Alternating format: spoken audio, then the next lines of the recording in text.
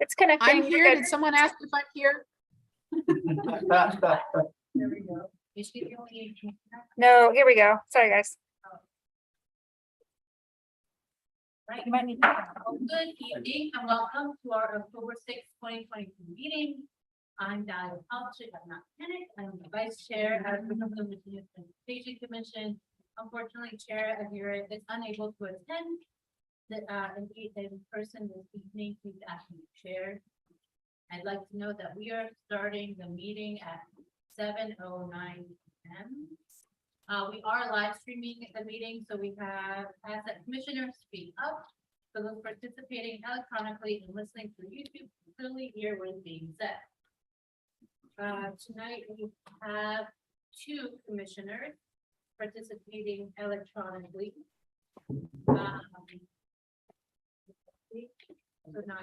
Okay. So, Libby Garvey, Ms. Garvey is running from out of state due to a personal reason. Good to see you.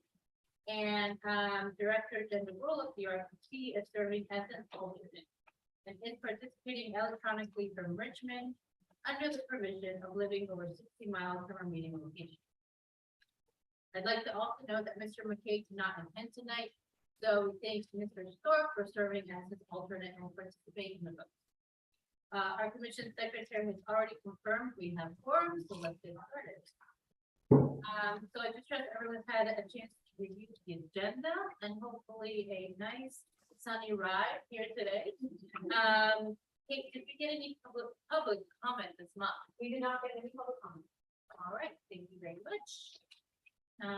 So moving on, we have the minutes from our previous meeting of September 1st, I apologize, before for if I get a motion to approve the minutes. It's Mr. Alcorn and a second, I believe that Mr. Snyder. Okay, Mr. Skiles, there we go. Any further discussion? All right, hearing none, all those in favor, please say aye. Aye. Okay, oh, thank you. Ms. Garvey. So, Mr. Gould. Aye. Oh, perfect. Okay, both of them. Oh, she did it, perfect. Any abstentions? Mr.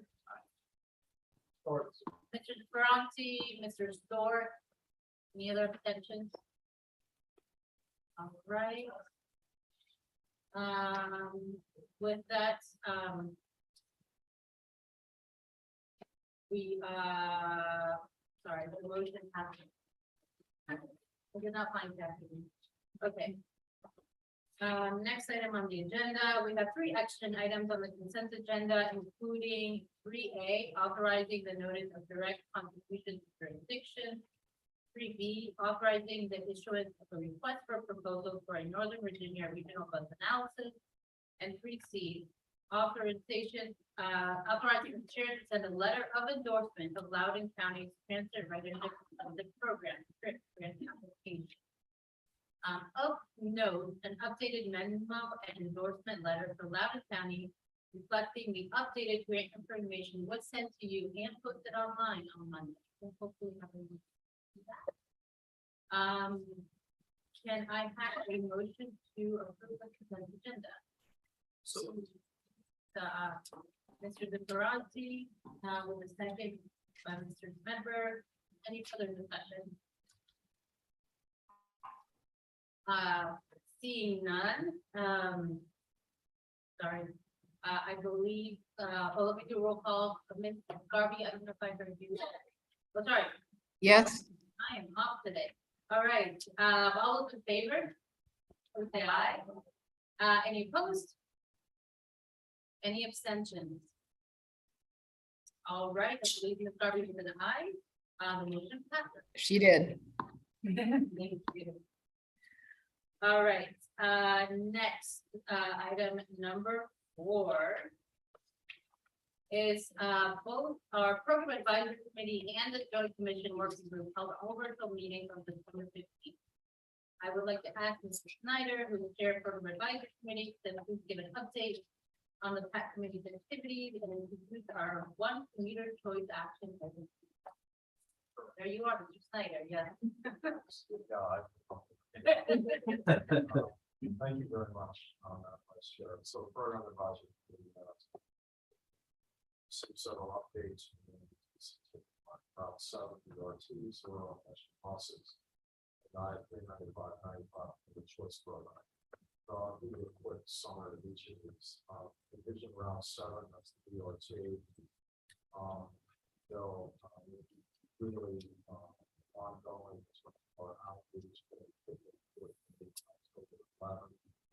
from 6:30 high school.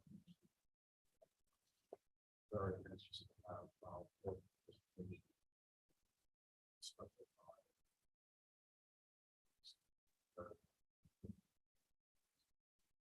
so we've been spreading the word across the study area, various community events. Communication school theater, anybody has to see that, please ask for permission to get that. We also launched around 7 PRT position.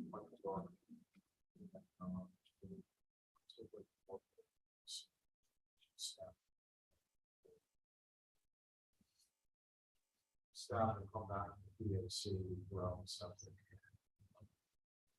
Move forward on around 7 PRT. Next issue we discussed regional zero bus plan. Staff updates on the work on that plan.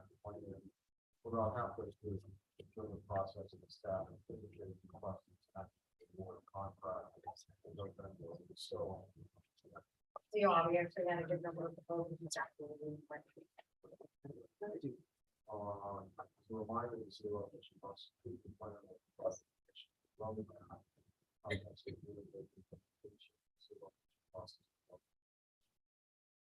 Federal funding for zero emission processing infrastructure available to the IIJA.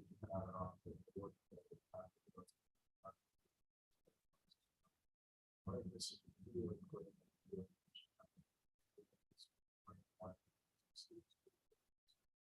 So we don't have a lot of contradictory things, we have gas created. Like the years to move forward with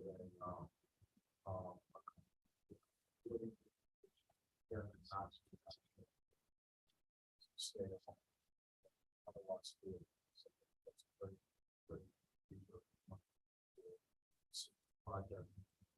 And then on the left, 95 for your choice, we heard from the team about some proposed policy changes. And staff will seek in November along with the next 95 policy projects. We'll go through those shortly and we have update. So maybe specific choice update. This brings us to our action item received and authorized the executive director of the computer choice, FY 2022 annual CPD. Since the I-395 element of the computer choice programs join the effort of the URTC, our sister commission is also receiving support action. So you heard enough from me and we'll turn it over to somebody who really knows. Dan, you want to tell us more about that?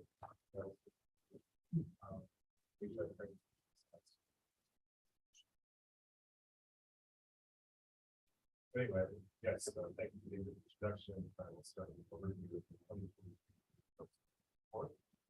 And after consideration of the action item, I will call it. So by the way, very quick refresher, your choices are the public program and being that's 556, the 595 toll revenue, and transit and other transportation improvements that have been with respect to the toll payers. By moving more people and creating the advantage. Next slide, please.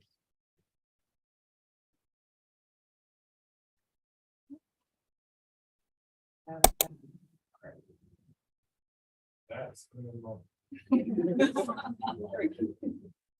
someone in my book. Anyway, we developed a 2022 annual report to fulfill our annual reporting requirements for Commonwealth. On the project, we found that there is a choice and important data performance relative to their expected benefits. The need for the report is stipulated in both corridors memorandum of agreement for the students. So a couple of the same elements in the student report. For one, we saw roughly 5-fold growth in the ridership on projects and service this spring relative to last spring. For about 4,004 people in the corridors each weekend.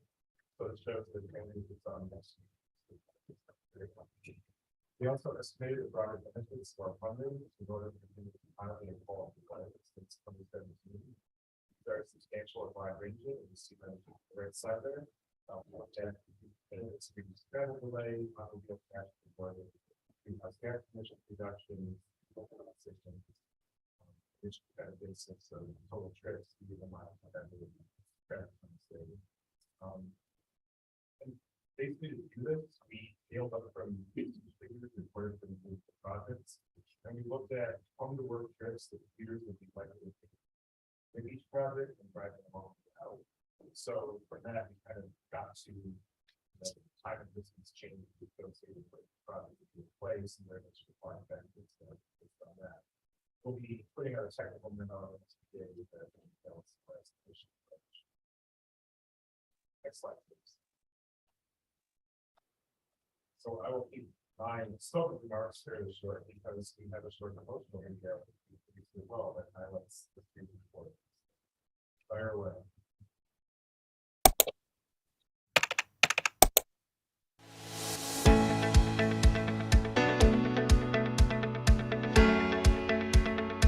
Hello and welcome to Commuter Choice.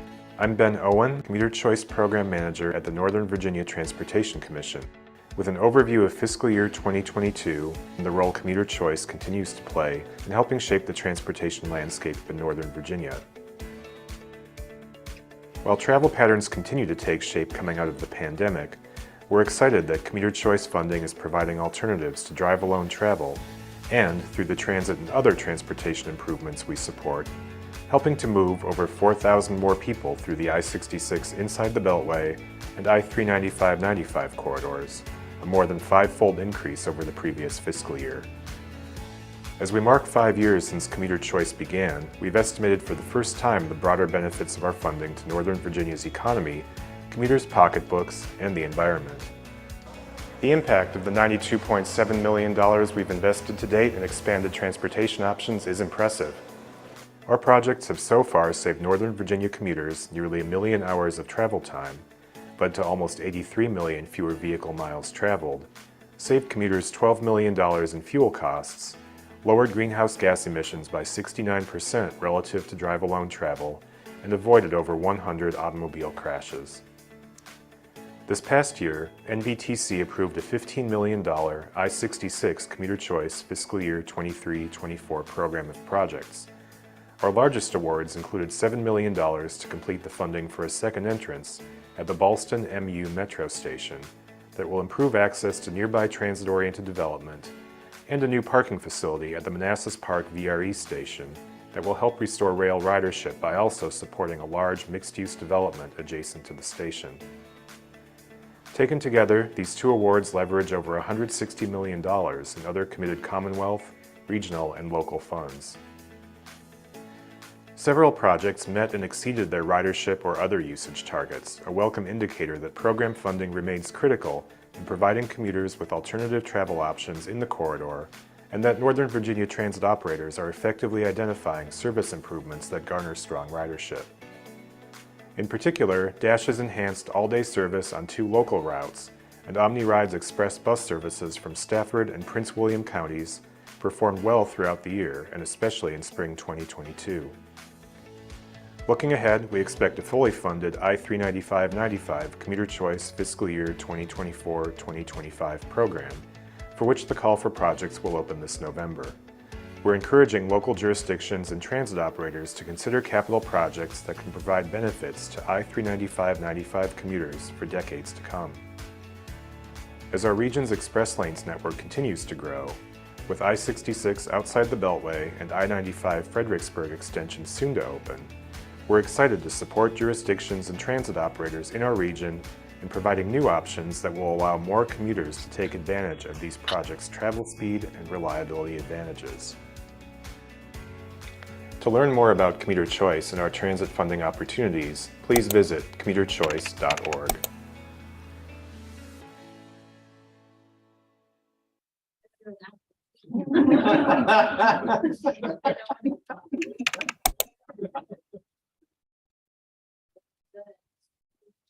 For in addition to this video,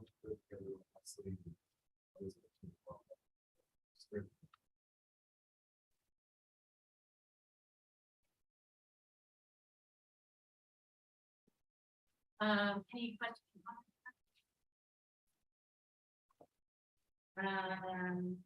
So congratulations, and like you said, it's an effort. And Ben and Adam and Simon.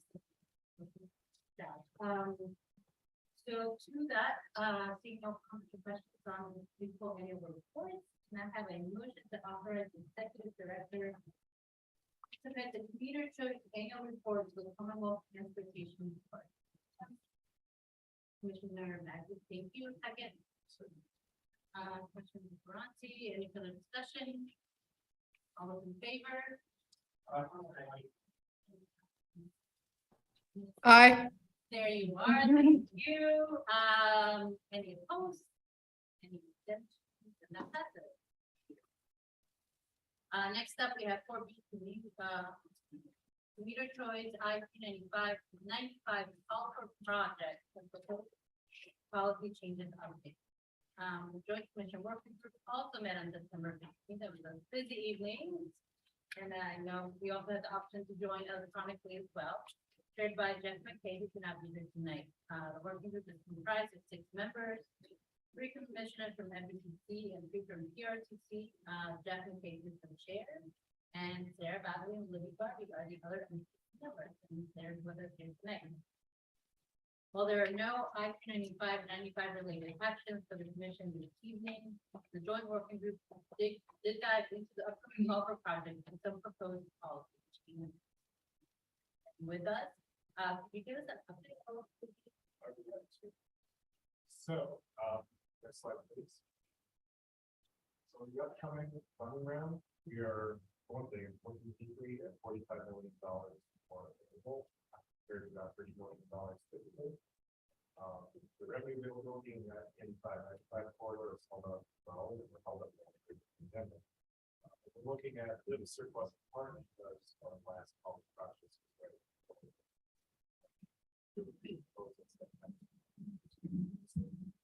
Greater uncertainty over what travel will look like.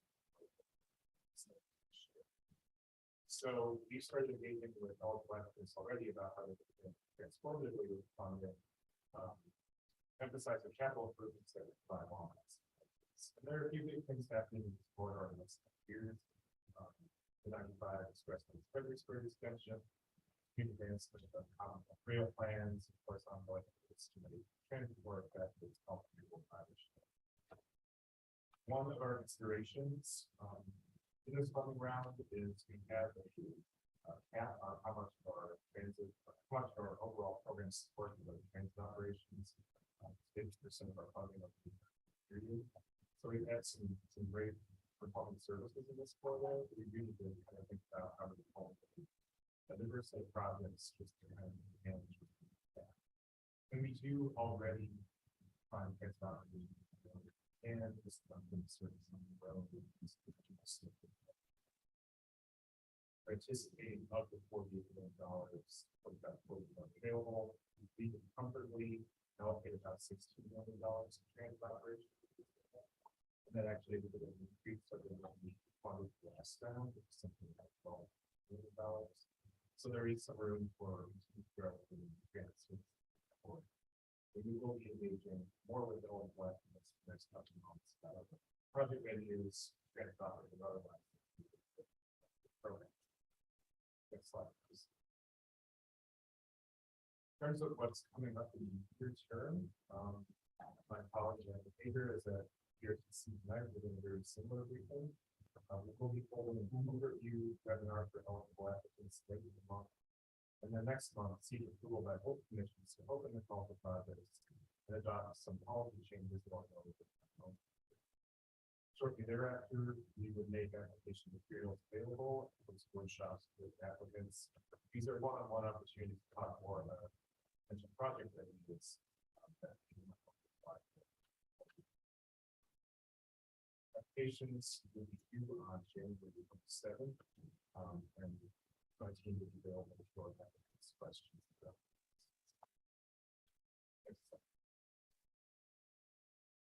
So once that happens, you're on something of a race to get to approval of the program projects in June. Our first step is to review all of these submitted applications for eligibility. We are looking to see, would proposal benefit taxpayers. We also have program policy in place around funding amounts of $200,000. We also require, at least for third-party agencies such as PDOT and MODA, projects successfully, that there's executive or board levels to show documentation, execute agreements with that part of the application, demonstrating the front coordination. And for larger capital projects, we're looking to see readiness to begin construction here with the least if you need up to 5-year timeframe for the study program. Once we review the eligibility review, we can score all eligible applications, although that process is important.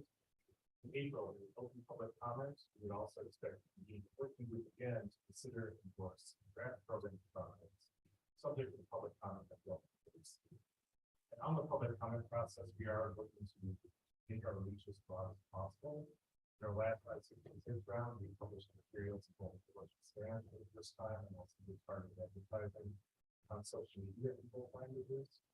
We received the most submissions in the round today, albeit all of them. So we want to look at how we broaden our reach to make sure that we're out there are as accessible as possible. In May, we'll read the 2 commissions on the Working Groups Endorsed program. Post public comment will also read the CTE subcommittee. And then in June, the adoption of the program by the commission and referral to the CTE for preparation. So a lot of steps. Next slide.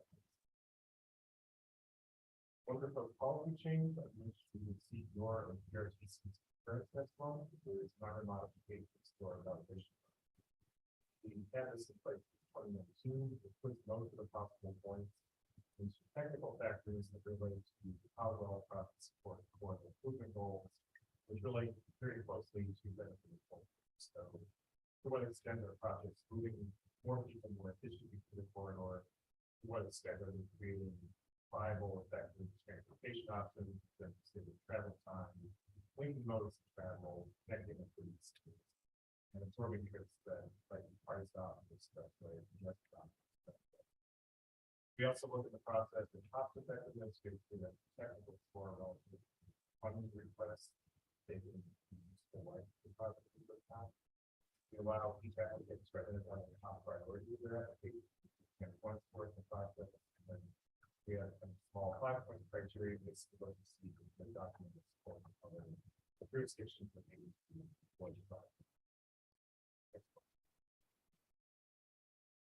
What we're proposing to do is to allocate points that identify the measurable aspects of the process, technical merit, cost effective. As part of this, we would no longer consider the collaboration in the scoring process. It hasn't really done much. We're in more fictional proposal. And some of our applicants decided not to bother with getting support documentation. So I don't think even if that's much there. Things probably wrong. We would also incorporate equity in the process, responding to administrative administration. We do that under technical merit. In our accessibility factor, we look at whether projects connect to serve people. We propose to add cost to that application. So there'd be 4 ways for projects to get higher scores on the side. Activity centers, equity, we did test these changes out of the application from previous rounds. Not too much of a change. Hypothetical results from projects that are the whole places. We think these changes are important in terms of the site. We did believe that would happen with that, and summer will work with MC. So I will wrap up there. There's a lot of details and any questions. All right, And just a quick question, is proposed time changes, would they have to be approved by the state, like CTV? Or do they, you know, take that transition? Yeah, this would be.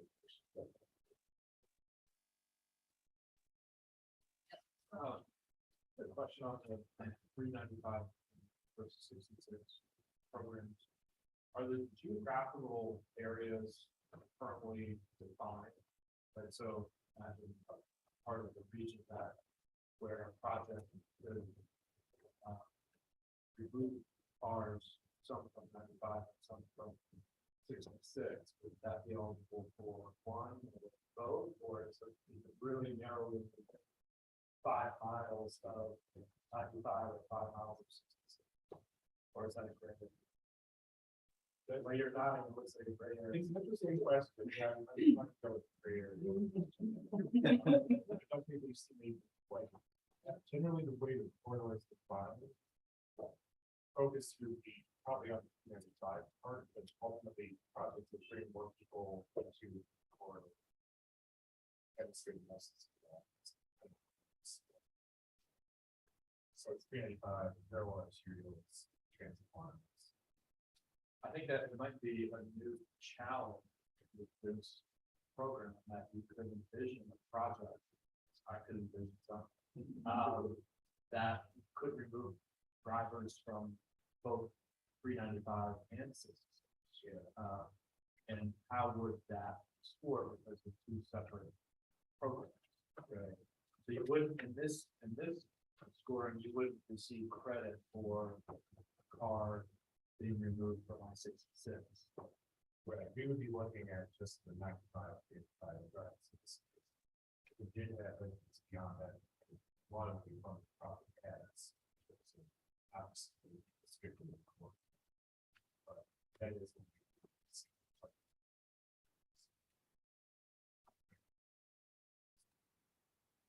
Yeah, we'll be talking. Maybe this year. The program, one of them not considered very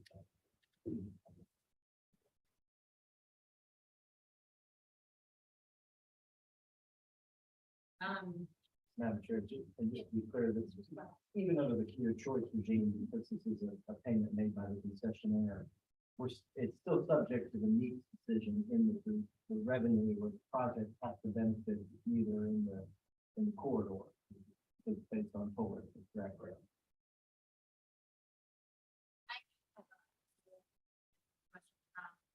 Again, I love that we've done in multiple ways. That we're thinking about how to reach more people. And I talked about it a little bit. I think we know what commuter choice means. I don't know how many of our commuter toll payers know what commuter choice means, the fact that it is toll funded. So as we have our brilliant communications director working with your team, maybe thinking through how to both in our wording and where we put some of the information about it, thinking as public perspective. And we are looking at the our website content right now, which is pretty effective to be a bit more accessible to understandable without a lot of that.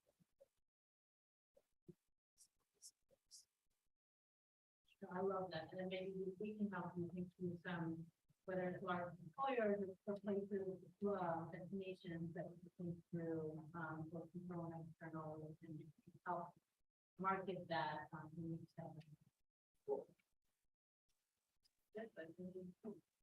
Any other comments or questions on the technical process? I don't know, some of us maybe haven't gone through some of that, so give you a little bit of human. I know our staff that we work very closely with you, so also maybe recommendations, especially some newer commissioner to check in with your UT staff. We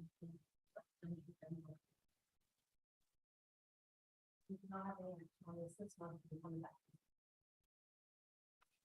Thank you so much. All right, so on to number 5, the report from our Virginia Ramada board members, they are here to give, well, one is here to give the report. This is the call, and we'll have your report followed by, Ramada, our chair, Councilman.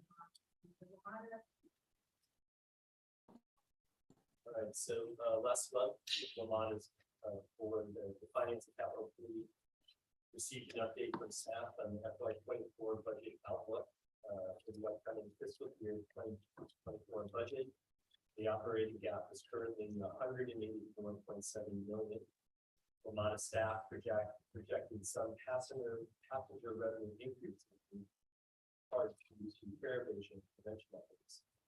Non-passenger revenue increases and expense reductions that will bring that gap down to about 146.2 million.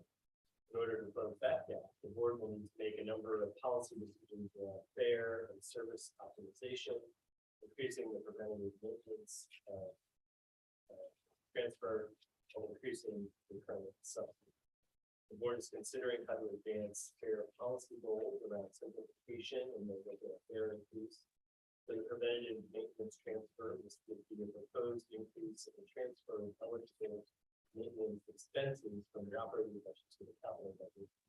I want to be clear here, though, that the same amount of maintenance work would be completed. And it would just simply be a matter of where to charge the expense on the budget.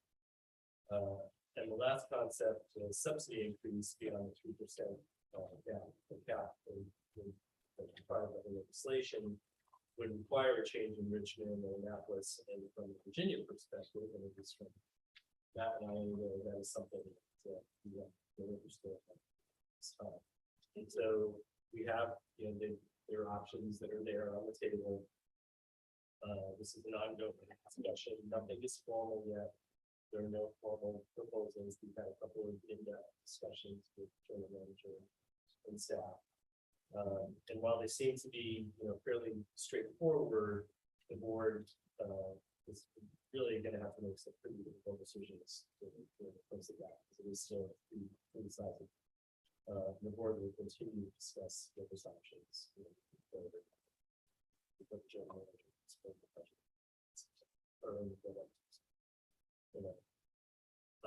Even more challenging are the long-term projections for the operating budget. As we have previously discussed, Lamont has a structural operating budget challenge that has been accelerated by the pandemic, and it's driven by agencies, customer structure, cost structure, and subsidy structure. Assuming we continue the 3% cap and that ridership only recovers to about 75% of pre-pandemic levels, we are looking at an operating gap of somewhere in the range of 738 million in fiscal year 25, and that would grow to 924 million by fiscal year 21. Simply put, the long-term outlook is pretty bleak. There's no way to get around it, and we really do need a new operating plan, which part of the discussion, but one that we're as a board and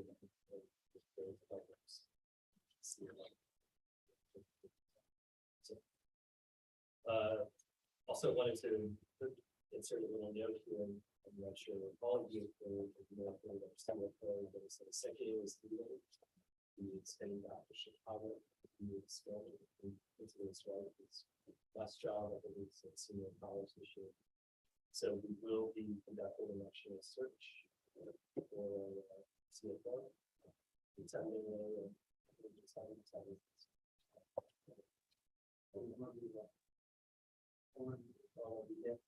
it's a day is the deputy the finance department, and is taking for the strength sector, and will be acting as we conduct the search.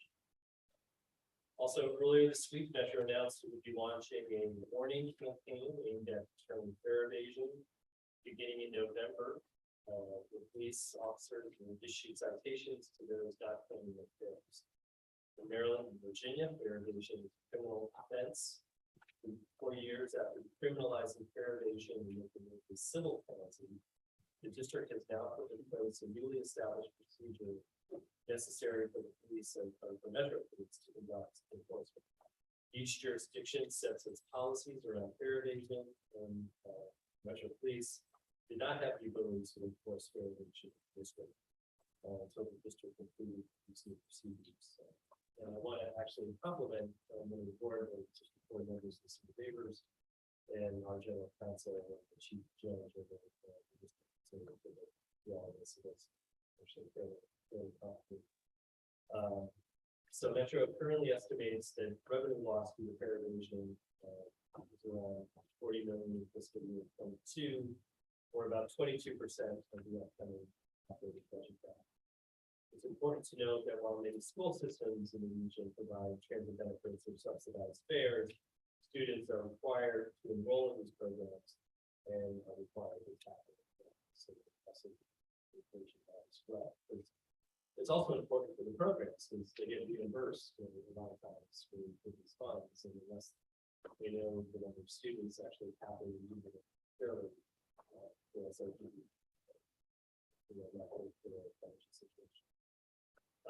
Metro is also piloting fare gate modifications that will prevent customers from entering rail stations without paying. And Metro continues to work with our local partners to offer subsidized fare products. A low-income fare pilot is underway in the district, and there's a proposal for the DC Council that's about $100 per month smart trip benefits for qualified residents for our parts. And also another note, we started a strategic transformation plan, not a strategic plan, but a transformation plan. We've had two sessions so far. One with the board and a very small group with the general manager. The second one with a much larger senior executive team and some other principal staff within Monada. So both sessions have been very good in my opinion. And, so we have something that we should maybe some outreach and we can do that. Sure. This would be the better to do that. So we're put it on the agenda when it's appropriate. And I think that's all I have. Okay, so strategic information is like a strategic plan, but it's not. But it's not.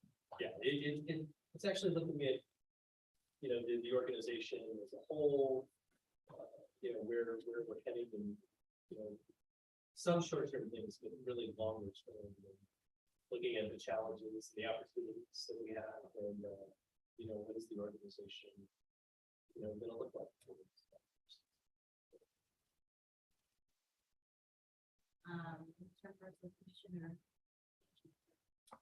Questions or comments? Mr. Bell? Yeah, of course, thank you for the presentation. Wondering, you know, we hear about the issue about. Yeah.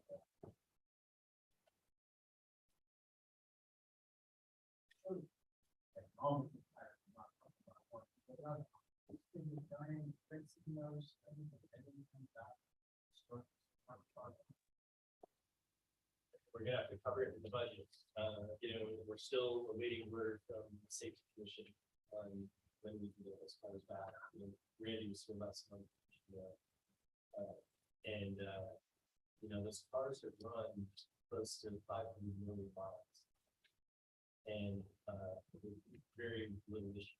But even during the time that we're off, we've had more than 53,000 tests. You know, what has been out of that? We've had a few procedural missteps, but honestly, John, I think it's because the procedures and the checks are so complicated, and there's so many layers in them that it's just fraught for, you know, simple human error, and that's basically, you know, what's out.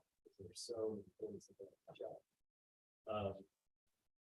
And you know, we have to get those things back to cut down on headways, and the cars that are running on the tracks were not meant to be used in the way being used right now. They're meant to be retired, and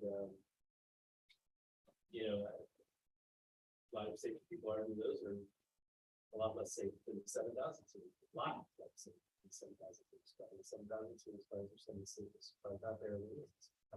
So, you know, it's very frustrating, and as we inch closer to Silver Line Phase 2 opening, which you've been seeing in the press, and it's around the corner, you know, potentially, you know, some resolution is in reach, you know, as Clark said, we may not be able to run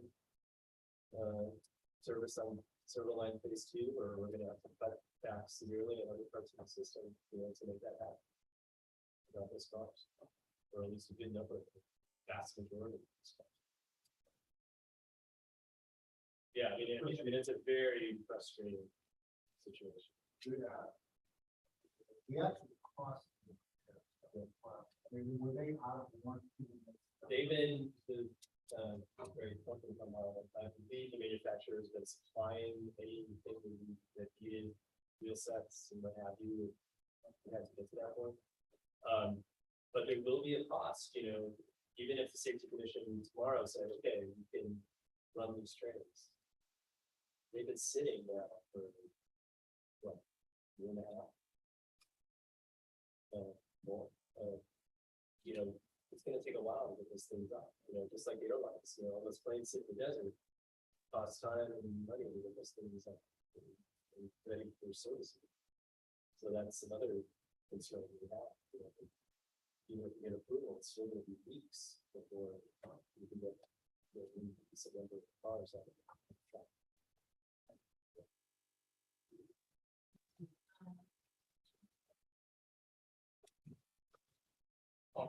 Toward obviously, well, we're concerned about, you know, mass transit and energy deficits, et cetera. No, very small part of it, still part of that is a fair wage issue and potential contribution to closing that down. You know roughly how compares to other systems in the world.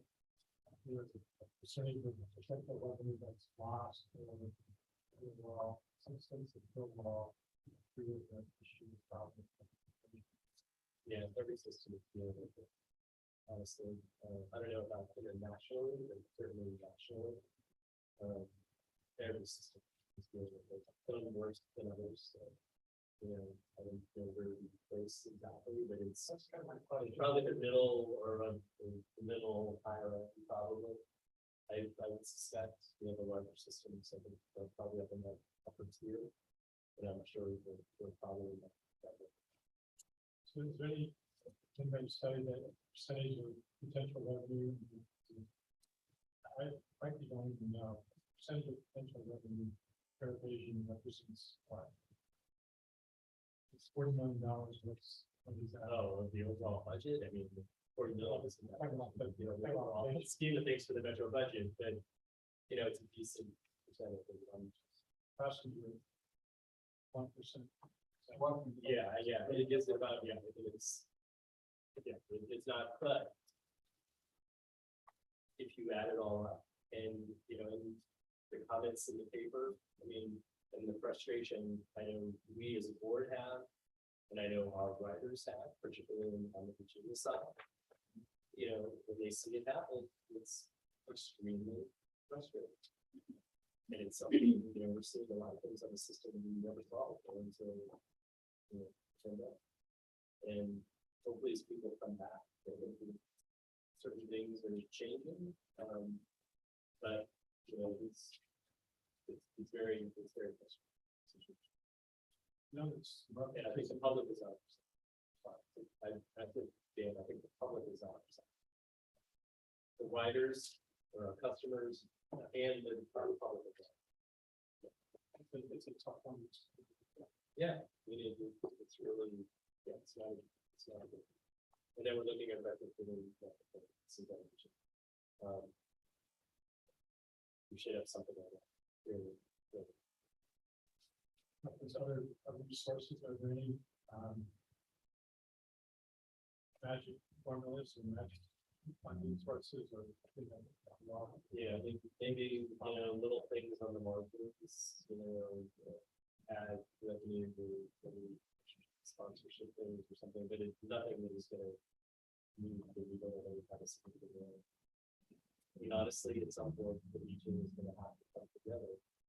And, understand that metro is the lifeblood of this region, it just is. It's the one thing that connects the two jurisdictions and, it drives the economy in many ways. And the two governors and the mayor understand that, other elected officials understand that. And, there's gonna have to be a discussion about the new public structure, because the one we have now is just it's not sustainable now. It hasn't been sustainable for a while. And we just got to start having a discussion. Because it's just not that good. Thank you very much for the service and the hundreds and thousands of dollars.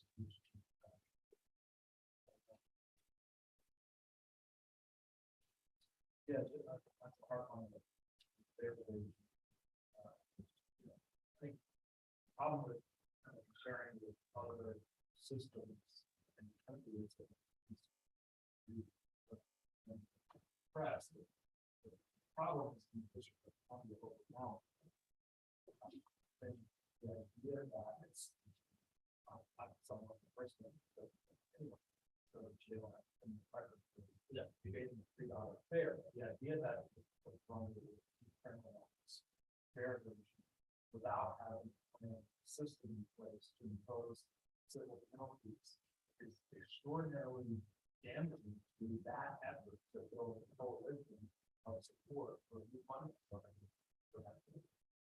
It boggles them up how they could have done that without having the system in place. And for those of us who represent people who would love to pay, provide a metro bus, but can't because the route has been cut, it's particularly frustrating.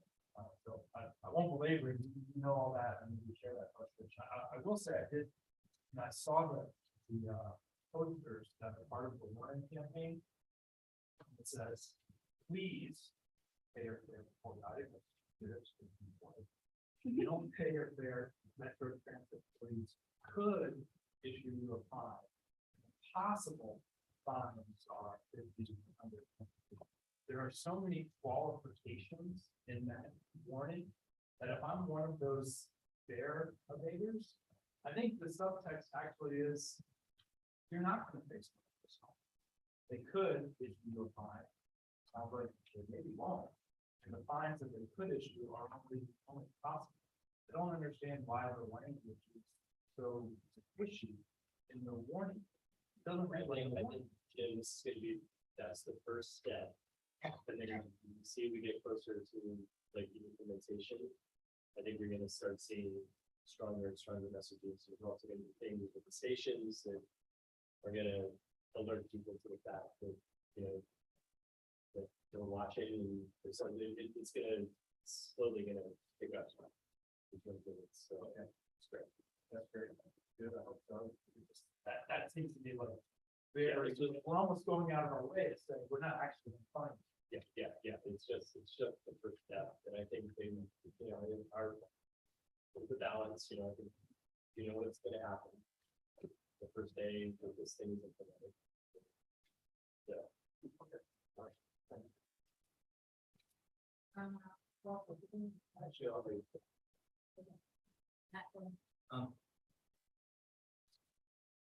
With all the challenges such as there, the other line as well, those other some areas. I've been sort of having, I've got a huge problem usually that once the service is back, the fact that people will start taking Metro more, so they're in the report is a discussion of 53%. Where it's 70. Can we come in under the budget estimate that come low? We're having more riders. With this assumption might make more progress.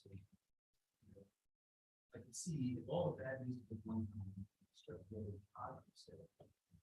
Services provided. I'd rather worry about 7 million next year. Is that thought about ridership, which is about services? Yes. Overly optimistic, or is it, you think you might put that 7%, even run a little higher than the estimate?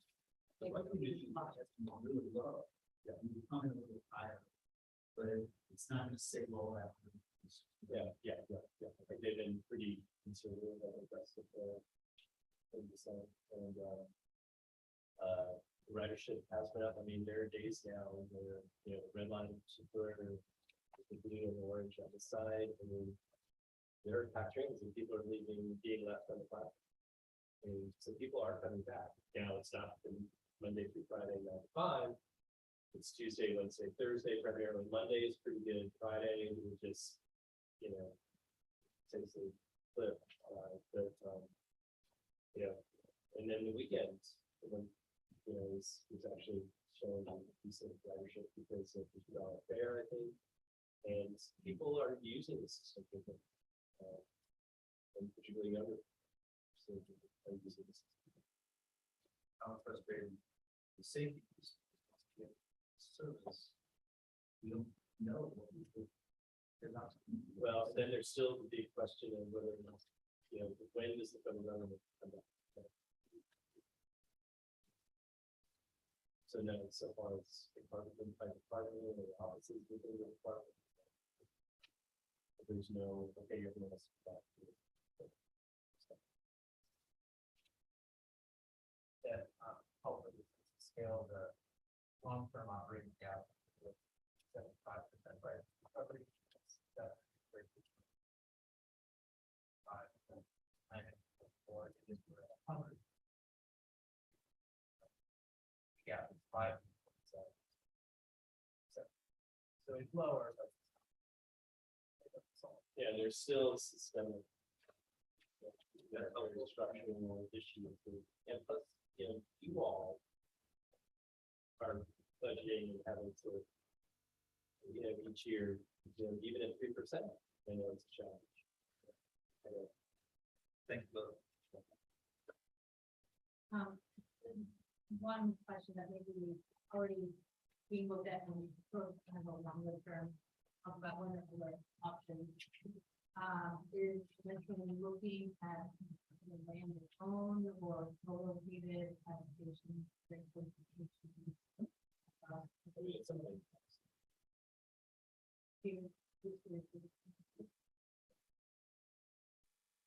Yes. So I know it's come from the I appreciate the time, but I have to have this evening to any update, any information you can share. The 2 weeks were added to the cutover time frame, so we comfortable, confident that the extension is just the fact, the plan extension, and we speak about.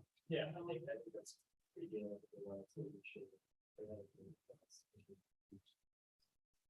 Yeah, is that frustrating?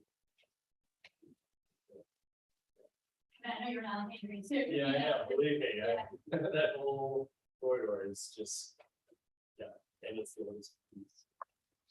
Unfortunately, part of their asking this question about contingency for just the situation, so just confirming, I mean, that the shuttles and supplementary features that were put in place, they're all, there's no reason to continue.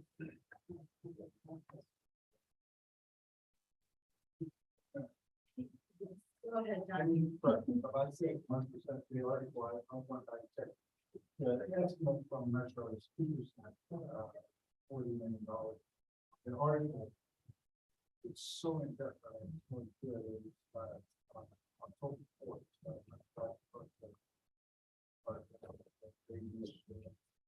But I think some people would argue that 40 million is about a low estimate. That they say that we do it. Yeah, I know, but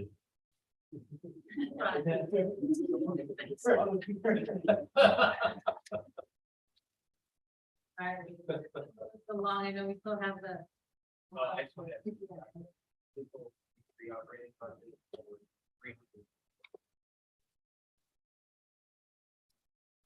$300 million. How much passenger revenue there was.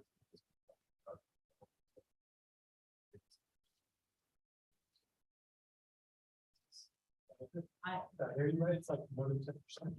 It depends on what, how, and which year, which year, I'm talking about. Last year. This current, this year. Also, want to ask for some of that comparison. Not relying on Washington Post. Any questions before we move on to our committee chair? I know we have a lot of frustration, hopefully a little hope here. Right, go ahead, Walt. Okay, some of these things have already been discussed. At the last one, I think seven proposed strategies to reduce growth in costs and improve efficiencies for the 2022 report on the performance and condition of Vermont. So 5 strategies are directed at Vermont: rebuild customer confidence, enforce fair payment uniformly across the system, implement a single ingredient fare structure, increase non-fair revenues from real estate and advertising, and manage labor costs. So there were 2 strategies directed at the explore the implications of local transit agencies, assuming the operation of Metro Express, and then examine and develop options for a new financial operating model for Vermont. And the last recommendation is BCC standing up a Vermont operating fund with smart working group, which would evaluate and explore Vermont's short and long-term operating budget gaps and Virginia's unique jurisdictional funding and model relationship with Vermont, examine existing and new operating revenues and explore opportunities to reform Vermont and state level laws or policies around Vermont budget subsidy. Additional detail on each of these draft strategies is available on last week's committee presentation, and a draft road chapter is available for the committee meeting and the commission on the November commission. So the committee also received an update on the bus network redesign, which kicked off last month. The redesign will incorporate Metrobus, Prince George's the bus, the city of Fairfax Q, and while building on other local bus services in the region. The Better Bus is going to be designed to improve service for customers by addressing the changing routes with patterns, increasing access to the service, promoting equity and access to opportunity, aligning with bus priority improvements, and defining Metrobus for the region. So the main deliverable of the study is to produce a financially constrained recommended network with board approval FY 2025 budget. This will be coordinated with a new jurisdictional sub-state allocation formula and process for Metrobus. The committee has previously discussed how Metrobus service and Metrobus subsidy have become disconnected, and that we need to restore this connection in some way. So the redesign effort will feature extensive engagement in how we begin this fund and likely visual outreach. The next NBCC Vermont committee meeting is scheduled for October 20th at 6 p.m. and it is in-person meeting and all of them.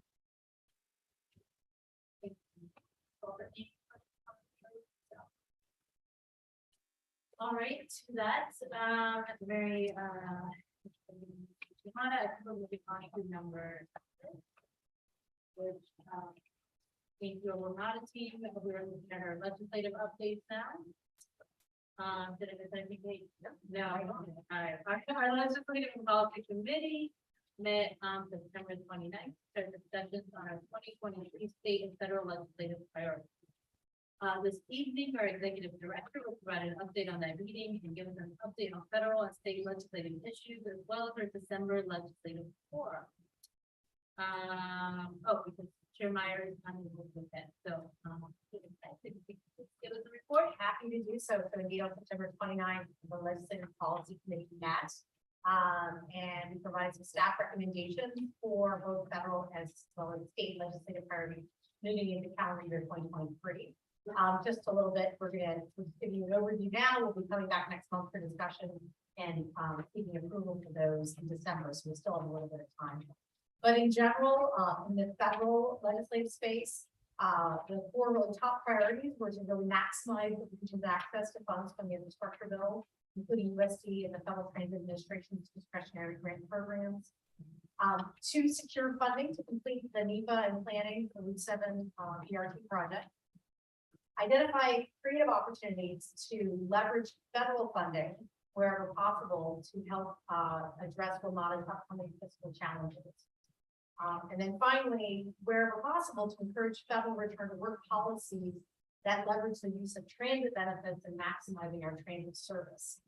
So those are really the very top level items that were identified in the federal space. When it comes to state level policies, not unlike what we've done in the past, top priority is to protect the existing funding that's supporting our local transit systems, WMATA and VRE. The committee agreed that we should look at restoring the funding that was lost with the elimination of the grocery tax, and then of course continue our commitment to restore the full funding to the authority. A new one that was added, and this was based upon some guidance from conversations at the VRE, is to support their efforts to explore legislation that would make its state funding formula reflect its unique operating structure. Right now, the funding formula is really based on bus. And plus VRE is a very different operating system. So we've obviously looked into VRE on some guidance for that. And finally, just the continued support for funding and making to reduce barriers so that our local transit agencies can implement transit technologies such as zero emission buses. So those are the very top level. Obviously, we're going to be putting a little bit of meat on those and bringing those for discussion at the November commission. We do have a couple members from the committee here. So I'd be sort of looking to see, I know Mr. Walkinshaw had some others, they had some things that they wanted to add to the conversation. But that's pretty much what we provided. Great job. Okay, thanks. I know the VRE thinks you got a lot of parallels also at VRE. So one of the things we had penciled in October 20th committee meeting, the sense from the committee, unless there's big discussion here, that we will not have that October 20th meeting, and then they're putting that draft in the full commission in November. The other thing I wanted to highlight is we're actually really happily going forward planning our annual legislative forum. That is something that we've historically done, and we'll continue to do so with TRTC on the first Monday in December. That's Monday, December 5th. It's going to be at the same location we've held historically, which is the NBCC in Springfield. We talked to the committee about what a program would look for, and so what we've already gone ahead and done an invitation to Congressman Byer that is a part of his district, and he'd be very excited to welcome everybody to his district at an event that is an invitation is out. We've also invited Secretary of Transportation Chet Miller to provide a keynote address. And then one of the things we talked to the committee about is actually doing a little bit of a TED Talk style introduction to talk and share with those in attendance really the state of transportation and public transit in particular in Northern Virginia, sort of some stage setting to then transition over to the three general managers that we plan on having, which is Randy Clark from WMATA, Rich Dalton from VRE, and Bob Schneider from OmniRide, for them to talk about what all three of their systems are doing to address those changes as they move forward. So, and finally, we just wrapping up probably with our legislative chair, Mr. Myers. I know he's going to be stepping away from elected office. We thought we'd give him the opportunity to close the session. So that's what we have scheduled for that morning. And just as a reminder, we usually get an attendance over 100. It is of particular interest to our General Assembly members and their staff, as well as local stakeholders, chambers, etc. For coming to all these in-person events, I'm doing the in mind. The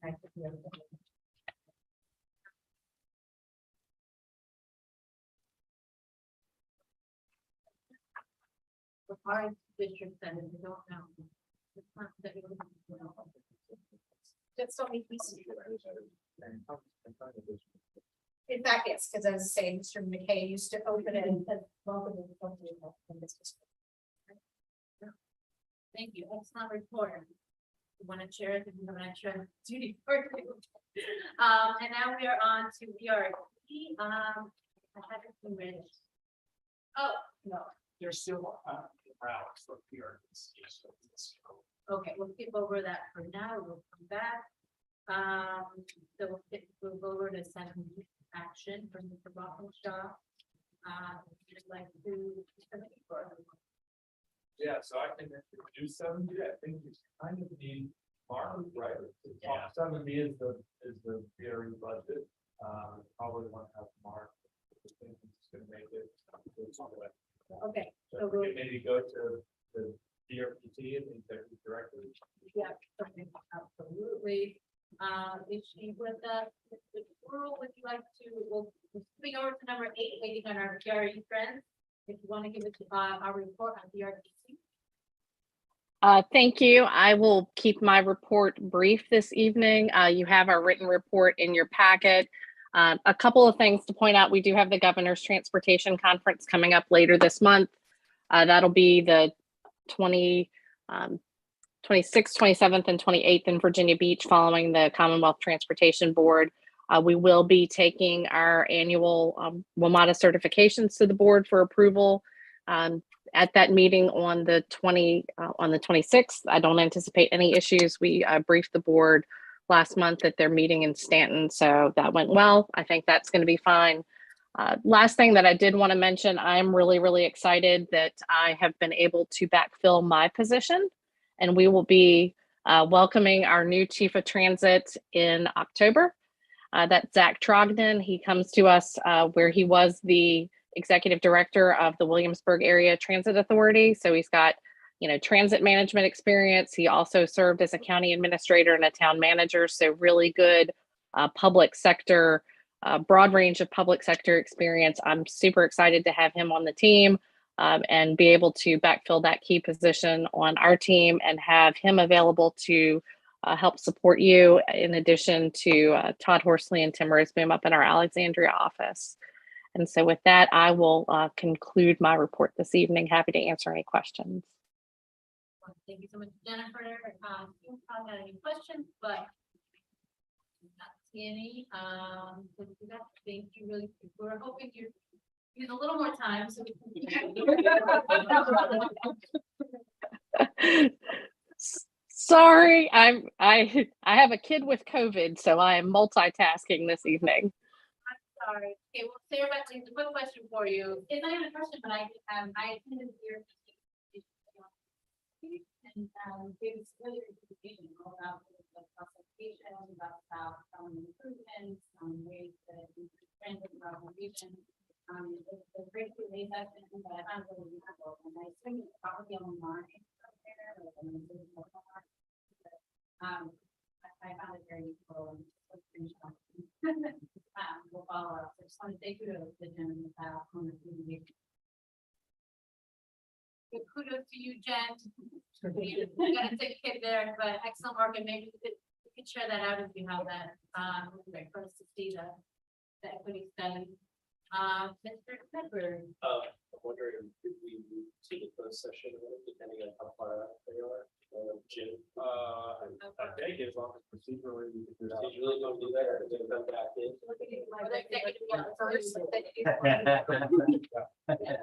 So let's give it one more time. We'll go to number 9, executive director letter. Beautiful, I have to say. Again, we do have our highlights of the recent efforts in our newsletter. This is also online, by the way. And so we actually have had staff have been out and about a number of different things, presenting at zero emission conferences. I was earlier this week with the Virginia Institute presenting, and I actually had the opportunity to head to the American Public Transportation Association conference this weekend, which is their annual conference. I sit on their legislative steering committee. And I think there's a number of Vermont folks. They're big this weekend. So I would like to introduce a brand new staff member to NBTC. So Anne McGrane, with a little wave.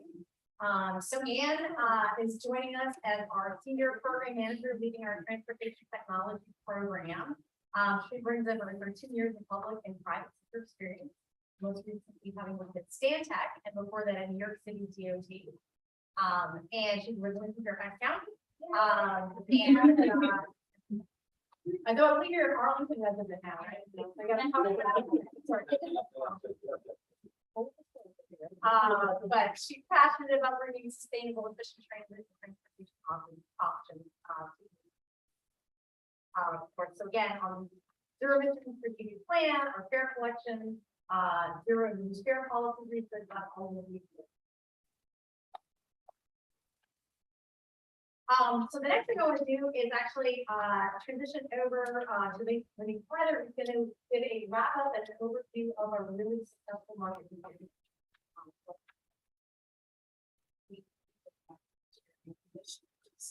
I am delighted to share highlights from InterCity's most successful marketing campaigns. At the end of the 3-month Rediscover Your Ride campaign, the advertisement, next slide, please. The advertisement aired over 9,200 times in WTOP, WAMU, and Spanish radio as well. And after 8 minutes of each airing, we saw at least a 62% increase in daily visits to our Nova rides that were linking visitors to all of our wonderful transit opportunities and options. So as you can see here on the slide, that accounted for 50,000 page views to our English landing page, and that included 14,000 to our Spanish landing page. And that is double what we saw in our 2021 campaign and over 189% over our 2019 campaign, which we can have that's for the next slide. We saw spectacular engagement in our online and social media ads. Our top social media performer was Twitter with a staggering 23% click-through rate. The industry standard for online response is typically about 28%. So we far exceeded that, especially with our Spanish ads, clocking in at 25%. Next slide. We advertise on new platforms, including Wave, which is the traffic guidance tab. Our marketing partners estimated the ads to reach over 250,000 people each month, but in reality, we doubled that number with 500,000 impressions each month, totaling 7,700 ad clicks per month during the time we had. So you're probably wondering, how does that translate to ridership? So we are working with our Transit Resource Center team to review ridership data, and when that becomes available, we'll be able to analyze trends and see how that parallels to our. Next. So overall, the campaign received positive feedback. Our partners at WTOP told us it was one of the most successful Spanish language campaigns they had ever seen. And they credit that to the development and use of our dedicated Spanish language page. Our grant manager at DRPT held the campaign up as an example to be replicated, encouraging folks to join our communication to the Commuter Connections Committee of Washington Metropolitan Council of Governments just a few weeks ago. Next slide. So finally, we look forward to running another campaign in 2023. DRPT will be providing grant opportunities related to Metro Yellow Line reopening next spring, and we intend to apply for a marketing grant once that process.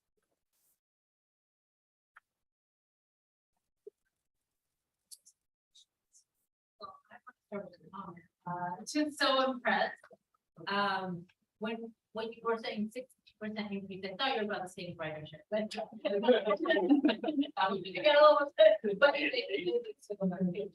No, but I love that you're going to be looking, how do you connect with the setting that you've been looking at that you've got such high, I mean, last year was already great, so really excited to see that. And, you know, my only kind of thought moving forward is each of our jurisdictions have their own marketing campaigns, whether it's for the bus program or other efforts that we are doing individually, thinking about how we can grow this partnership with the incredible team members we have, so that we can kind of multiply that. Well, I was gonna say, Monique and Matt are both connected with all of the public information officers in our jurisdiction. So that's the wonderful thing about this, is actually everybody's learning and sharing. And as Monique was mentioning, also presenting to the Council of Governors, which is beyond Northern Virginia. So it's a really good network. No big surprise, of communicators who are sharing good communication events.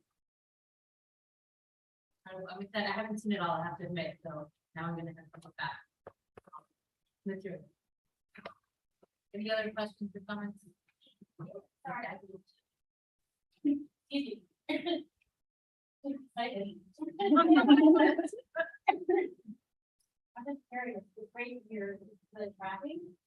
Can you go a layer deeper, like they came to page, and then you can capture where they went next, like did they look at train, bus? And that's the data that we're looking into. So the NovaRise.org page is using Google as the trip planning tool.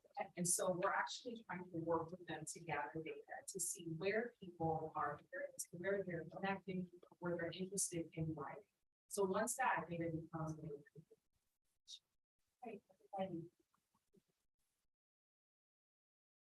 All right, thank you so much, Monique.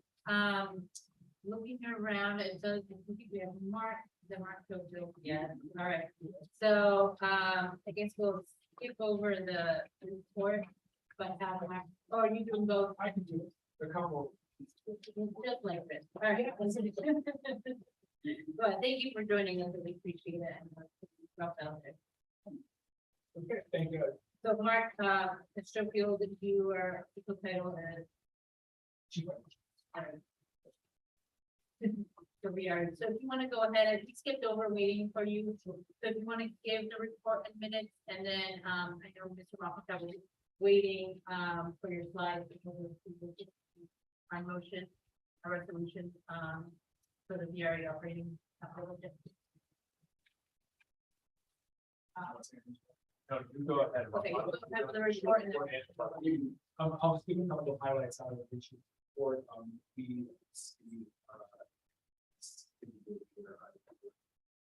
Here to see meeting. One is that, of course, Friday, last Friday, we completed our September one. That's across the whole VRE network. We saw about 5% increase in ridership. And then started this week for the whole October. We are continuing to extend now just for zone 1, 2, 3. So sprinkle the work at the back of in order to continue to assist the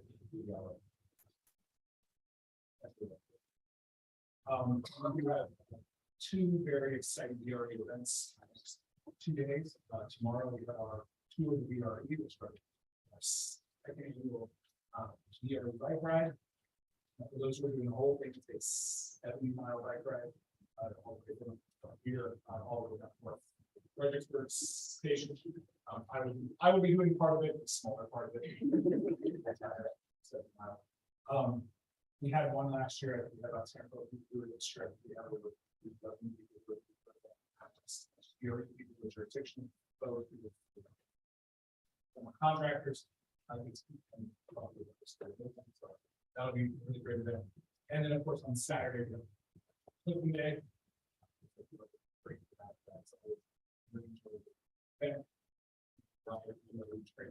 Into equipment. Don't have to pay.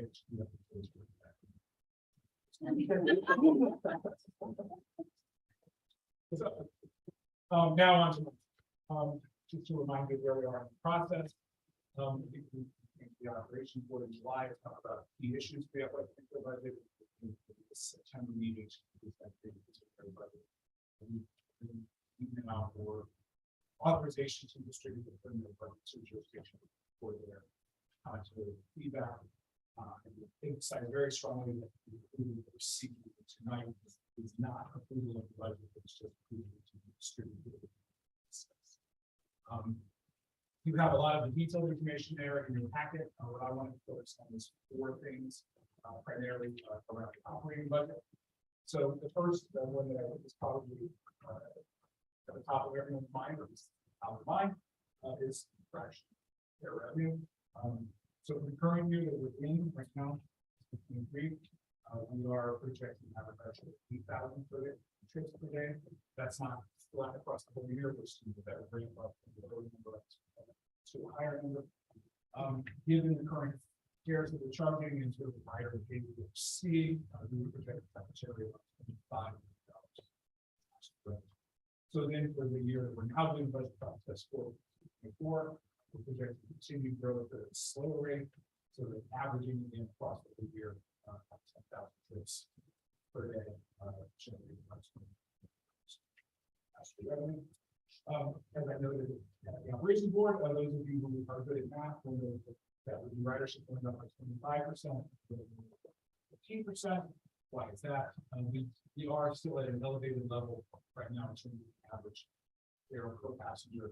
So we've seen longer trips as compared to the pandemic. Like those who buy a month pass, not taking out trips. We expect to continue to see that decline back down to its historic level.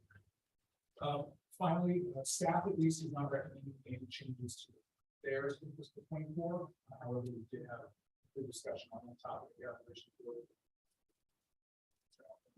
Particular, and there's certainly courses recognition on our part. It has been quite a while. Had a very increase in the cost of providing our services to them. So I expect to have continued discussion on this. Yes. The second topic that I imagine is on the fine and is also pretty straightforward. The third one, and the current 24 budget projection $1 billion. I want to be very clear on this. DOE is not facing any sort of near-term. We have nearly expended all of our CARES money. That was the initial tranche. We have rescue plan money and CRISA money that we will see this transition to in order to continue to backfill those lower passenger revenue. But that does not mean that we can just spend non-relief money without sort of care in the world. We have three important things that we have to do. One of those is we have to expand the market that we serve. We have to find new riders. We have to offer new services as compared to the very sort of two that we have to reduce our expenses. The fire department has try to squeeze those discretionary departmental budgets down as much as we can. And the third is that we continue to get the robust support that we got from all our partners. Every dollar that we don't spend, every dollar that we get from the rider, every dollar that we get from our partners, that will increase how long. Yes. So speaking of our state and local partners, the preliminary budget does assume 18 million, 3 million. We have in the contribution from the state jurisdiction. That is again, we're turning back to the total amount of FY21. We look at FY22. Came the preliminary budget in the $2 number, but ultimately we brought it down to provide relief to the station. That number is the total pie of contribution. The allocation, how the pie gets cut up, is also very much a live issue this year. As you may recall, we have not done one of our master agreements surveys. We will be doing survey this fall. I've already volunteered for training with weeks 28 and we will use those results of the allocation. We intend to present those results on an informational basis to the operation board in November. And we do expect to see a shift in the proportion of the riders as compared to where we were before. Ridership has recovered more strongly on the longer distance trips. So if that holds true in the survey, that will change the allocation. And then at the state level, of course, now that the PGRAs stood up, we have strong funding partner relationships with the PGRA for the access fees and the other two. Next slide. So speaking then of PPR, the state is continuing to move ahead with the CRB program on Virginia.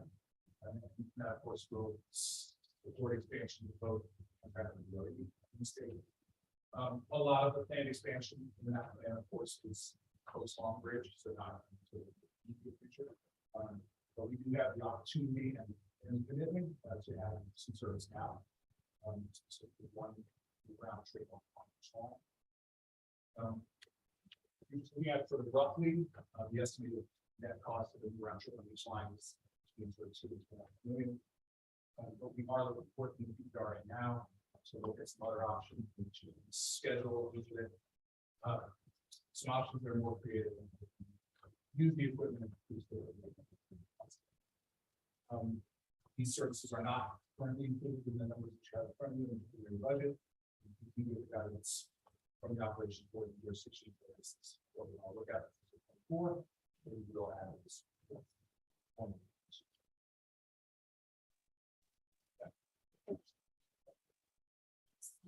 Thank you, report really appreciate you stepping in to do that. I think we're about to wrong.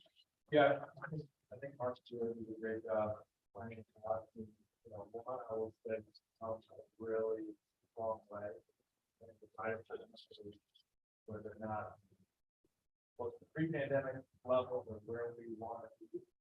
Been a really steady increase over the last year, especially we've had the ribbon cutting for the Rolling Road platform extension last week, and that parking lot at Rolling Road has driven by dozens of times throughout the pandemic that has been empty.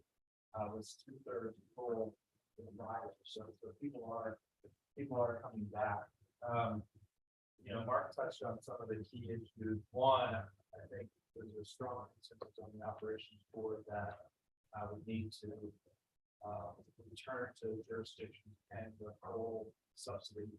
We had a reduction in the jurisdiction subsidy over the last 2 years for obvious reasons, but it's time to get back on track for that.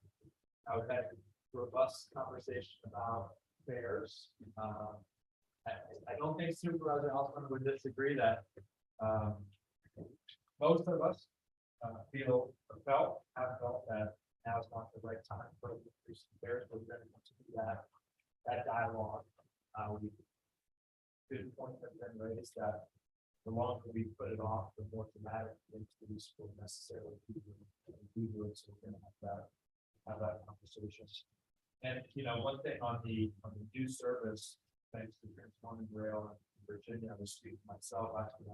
At our last meeting, I asked Rich to look at the possibility of adding service just on the days where we see the most demand. So just like Metro, we're seeing much heavier ridership on Tuesday, Wednesday, Thursday, and Monday, and Friday.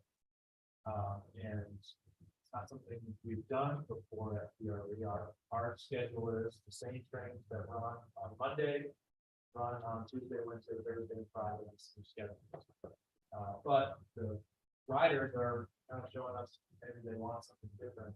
So I have asked them to explore what that would look like. Obviously, that creates some operational complexity, but that's something that will be considered as a board. So, as Mark said, this is just a preliminary budget to the jurisdictions, but I do a good job of what issues that we'll be discussing. Thank you. Really appreciate that. Maybe not late tonight, but I'm interested when you're looking at new ridership for your, when you think about that. Well, yeah, I mean, I think one of the keys to attracting new riders is having more flexible service. So adding a later train later in the evening opens up a whole group of riders for whom we already have a different option. Because they can leave their place of employment, whatever that is, until a little bit later. So I think that's a big potential for us, as well as hopefully capturing some of those folks who rode for free in September. Jim, I'm curious, are you also seeing people leaving earlier than normal? You know, as opposed to 5:46, 6:30, we see, you know, 3:45, because I think there's an earlier rush hour, if they have to leave this earlier. Yeah, that's a good marker. Do you know if we're seeing that on the early afternoon train? Yeah, I think we are seeing, you know, the arena is always skewed a little bit sort of early in the morning into the mid, into the early afternoon. I think, so, but I think we are seeing. But you're exactly right. Long term. You think about what we were doing pre-pandemic in terms of like the smart scale and that's fixed programs. We were and are buying rail, within buying rail cars in which we lengthen our training schedule. And now we're going to be focusing those cars, have to have longer trains that have more. And those are the kind of changes. And I think part of the challenge with the fare conversation, obviously, we're gonna have to balance the budget for a year, but I know that some of the new riders have to attract, since the GS teams working on federal agencies, it's the people acting in the board in those agencies and, you know, people working in the service industry that haven't historically been our base of riders, but they can be. And obviously, the fair question is going to be an important one that effort with that riders. Thank you. I don't know, there was one question, really appreciate, or I guess we want to, sit for a minute, we do have the, action item. Sure, yeah, I'm happy to move approval of the resolution 2486 to refer the theory of what's for budget to the church.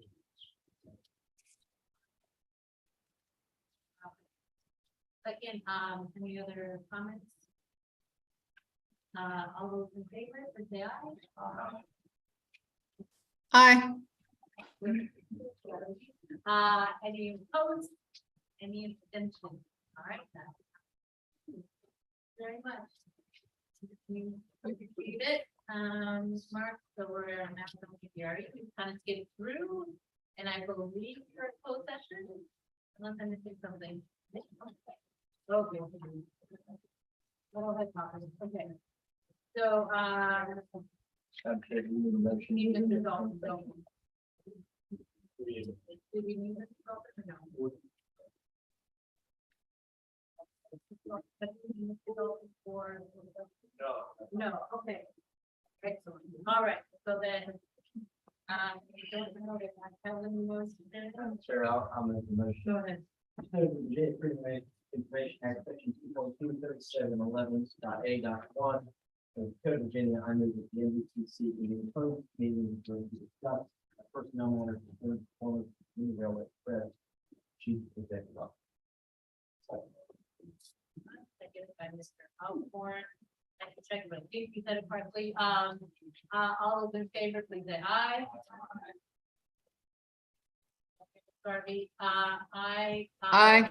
There it is. Any opposed, any extensions? All right. With that, we now in closed session. So, for the benefit of listening public, we do plan to return to open session, so you will continue with it muted. We pre-notice stating that we are in closed session. The meeting will resume live when we return to open session.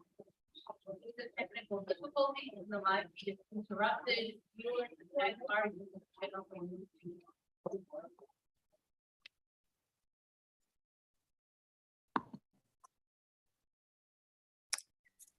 Madam Chair,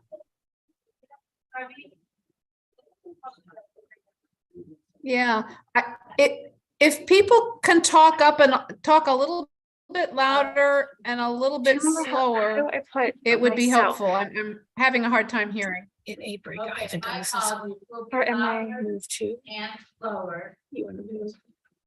But I want all of us to go in the break. I'm hearing the background noise. This is so long. Yeah, somebody needs to mute themselves. If people can't do it, it's okay. I'm having a very hard time hearing, particularly some people when the voices drop down low and everything. Sorry, I'm literally I can't hear All very right, now much. how do I And- do? How do I move? Okay, I'll So- anyone help pull out, but I will do that. So when can we you- close session.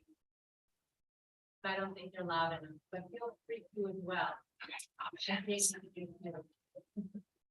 All right, we're still waiting, I think some technical adjustments, so we're not starting yet.